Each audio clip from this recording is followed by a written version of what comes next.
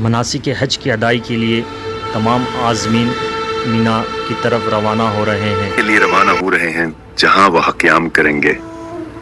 عازمین حج سوار کاروں کے ذریعے اور پیدل چل کر بھیمنا پہنچیں گے۔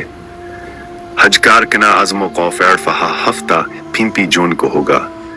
لاکھوں فرزندان توحید منہ میں قیام کے دوران عبادات کریں گے اور ہفتے کو صبح وقف کے لیے میدان عرفات روانہ ہوں گے۔ عازمین حج عرفات میں گڑ گڑا کر اپنے گناہوں کی معافی اور اللہ رب العزت سے رحمت کے لیے دعائیں کریں گے۔ منی مکہ سے 5 کلومیٹر دور خیموں کا ایک شہر ہے۔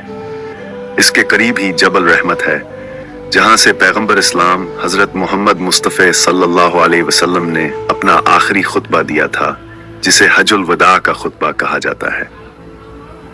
عرفات میں حج کا خطبہ سننے کے بعد ظہر اور عصر کی نماز ملا کر ادا کی جائے گی۔ مغرب سے قبل حجاج کرام مزدلفہ کی طرف روانہ ہوں گے اور وہاں مغرب اور عشاء کی نماز اکٹھی پڑھیں گے۔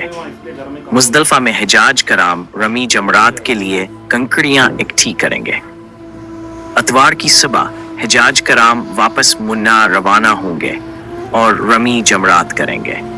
جمرات میں شیطان کی علامتوں کو کنکر مارنے کے بعد حاجی طواف وداع کے لیے کعبۃ اللہ جائیں گے۔